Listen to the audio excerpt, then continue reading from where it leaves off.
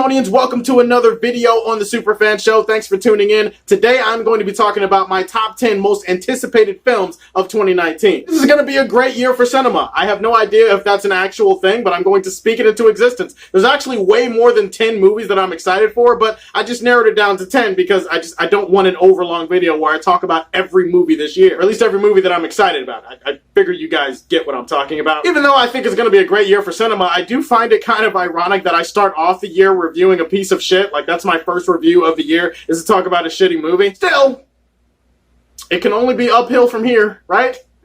Keep in mind, these movies are not in any kind of order or anything. I'm just talking to you guys. I don't have them ranked. This is not like, oh, I'm more excited to see this one than this one. Definitely, I'm anticipating and hyped for all of them, and I just didn't want to put them in a ranking. I didn't want to put them in any kind of order, so don't lose your mind when you watch this video saying, how could you have this above that? It's not that kind of list. First film on my list is actually one that comes out next week, so it kind of feels like it's cheating because it's quickly going to be taken off this list because I'll already have seen it. Therefore, I won't be anticipating it anymore. Of course, I'm talking about Glass, directed by M. Night Shyamalan. It is the follow-up to Split, which came out in 2017. It is also the unofficial / it became official later sequel to Split, as well as Unbreakable, which came out in 2000. That's right, this is the capper to an entire trilogy. Remember Unbreakable when it came out in 2000? It was a really dope-ass movie. It's one of my favorite comic book / superhero type movies of all time. It was a superhero movie that actually wasn't really sure that it was a superhero movie. It basically asked the question, what would you do if you were a superhero and you didn't know that you were a superhero, and how would you live your life? I really love the grounded psychological approach that he brought to that movie, and I feel like M. Night Shyamalan is going to deliver the same shit to Glass. The whole cast and crew is back from those movies. You've got Samuel L. Jackson, you've got Bruce Willis, you've got James McAvoy from Split. I know a lot of internet noobs are going to be looking out there, they're going to be like, are you sure you're still excited for it? I mean, after all, it does have like a 42% on Rotten Tomatoes. Are you sure that doesn't dampen your excitement a little bit? Whoa, gee, I actually hadn't thought about that. You know what, let me think about that. Yep, still excited. Still excited. Guys, a review is just a perspective. It just gives you perspective about the movie. It doesn't have to be your final opinion on a movie. If you're still excited about a movie, go out and judge the movie for itself and form your own opinion. Granted, I don't know yet if the critics are right about Glass. Apparently the reviews are really divisive. I have no idea if they're right or not. I haven't seen Glass yet, but it doesn't mean I'm still not excited to see it. In order for those reviews to dampen my excitement for Glass, I would have to live in a parallel universe where the parallel version of me gets triggered and excited over that type of shit. Of course, the multiverse is real, and we do know that there's probably a version of me out there that does get triggered over reviews and that type of shit. Probably more handsome and richer than me too. Bet his dick ain't as long though.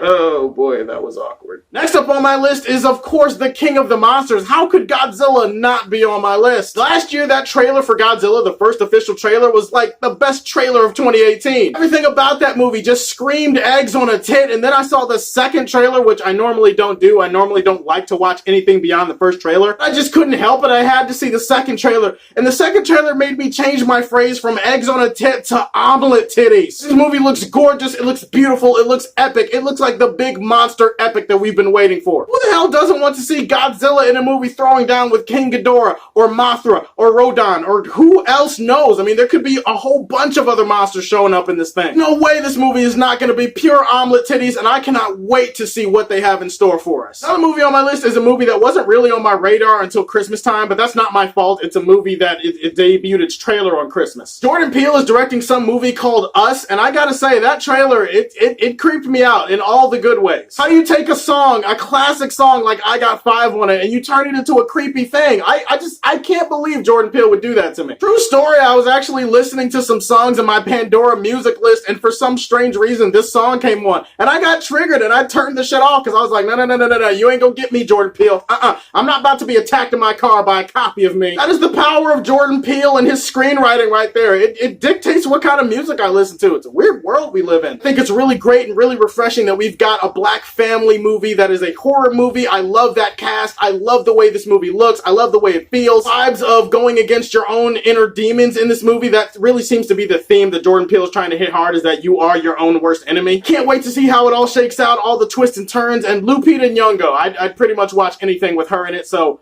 yeah, let's go. Also really excited for Hellboy, but it's kind of tempered excitement, and I'll explain why. Hellboy is one of my all-time favorite heroes. I love Hellboy. I love the Ron Perlman and Guillermo del Toro movies that came out a long time ago. The animated movies, I have read Hellboy comics since I was a kid. This character is just ingrained in me, okay? I love him, I love him, I love him. So when I heard that they were making a Hellboy reboot, I got stupid hyped. Saw the promotion and the set pics, and I saw the director and the writers, and I saw some of the production design. Some of the people working on this movie have worked on Blade Runner 2049 and Wonder Woman. I mean, come on, who wouldn't like that? Cast is great. It's also been consulted on by Mike Mignola, the creator of Hellboy. I think he's also co-writing the script. This movie is set up for greatness in so many ways as a diehard Hellboy fan. And then that first trailer hit, and I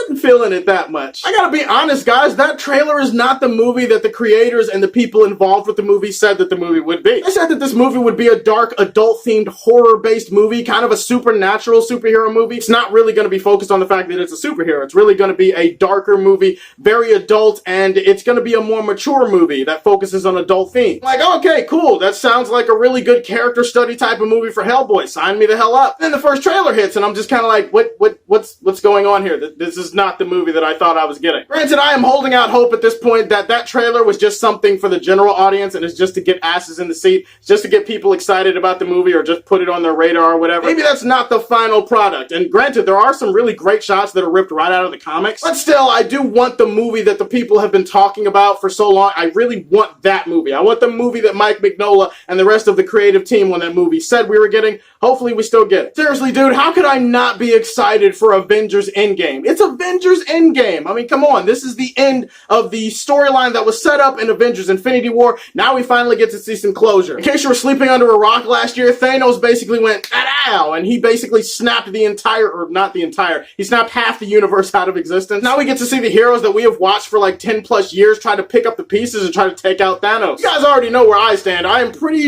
I'm 90% sure that Iron Man and Cap, or at least one of them, is toast in this movie. Like, they're gonna get snapped. Not in a way where they can get snapped into dust and then they can come back later. I mean snapped like Thanos is probably gonna rip their spine out of their ass. Personal aside, I wouldn't mind seeing Thanos rip the spine out of somebody's ass. In fact, that'd be kind of an interesting thing to pull off in a Marvel movie. Thanos, if you're listening, try that the next time you run into Captain America. See what happens. A movie that's kind of on my radar, and I wasn't sure that it was going to be on my radar, but then it ended up being on my radar, is Alita Battle Angel. I'm really curious about this movie. I want to preface my comments by saying that I have no idea or had no idea about Alita Battle Angel before I saw the trailer for this movie. I haven't read the manga that it's based on. I know nothing. If there's an anime that was created and then this movie came because of that, I don't know anything about it. However, I thought the trailer was dope as hell, was really intriguing, and I also like the fact that James Cameron is producing the movie and Rodriguez is directing it, I guess. Everything about this movie looks like it's a really interesting sci-fi action epic, and it's been a while since I had a great sci-fi action epic. I need to see that type of movie, and I feel like 2019, Alita Battle Angel is going to give me what I need.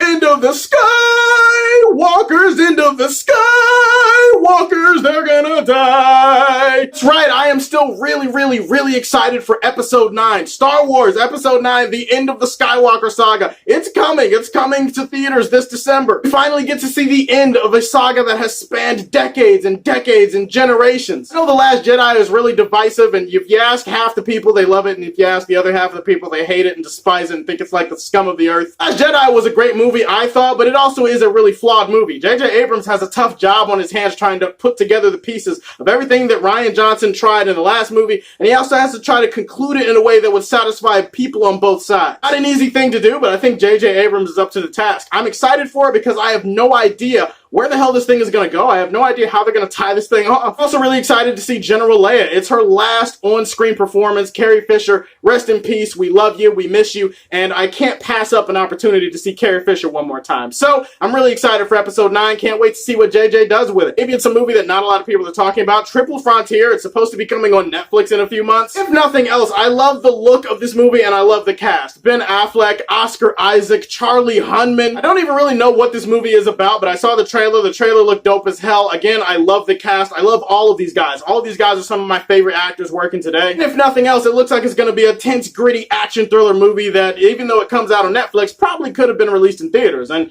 I don't know. I'm really intrigued to see how this one turns out. I don't even remember what number I'm on now. Like, I feel like I'm on 8, 9, 10. I don't know. Whatever. Throw out the numbers. It doesn't matter. I'm also really excited for Shazam. Shazam has always felt to me like if a kid woke up one day and somehow discovered that he had the ability to turn into Superman or have the power of Superman, the might of Superman. I feel like that's what Shazam is. I have no idea how good or bad the movie is going to be, but it looks interesting, it looks intriguing. I feel like Shazam is going to be throwing down against the 7 deadly sins, which we haven't seen in live action, and that's going to be epic. I mean, how could it not be? Zachary Levi is a really charismatic actor. I feel like he's going to crush the role of Shazam. And if Shazam is really good, then it also greenlights his return in the DCEU, which means we could see him throwing down with Black Adam and Superman one day. Who knows? Come on, I am a diehard Pokemon fan. I've been a Pokemon fan my entire life. How could I not be excited for Pokemon? It's Pokemon, and not only Pokemon, it's live-action Pokemon. When I first heard the idea for a live-action Pokemon movie, I was kind of like, I don't know about this. But then I saw the trailer, and I was like,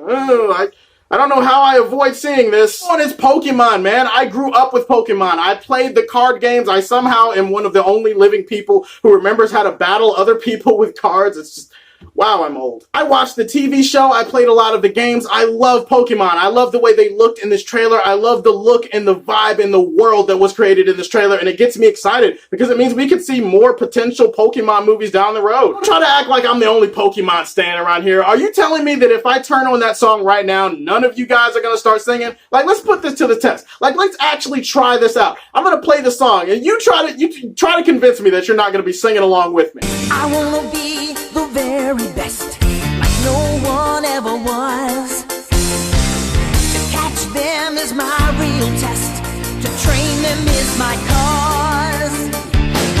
I will travel across the land, searching far and wide.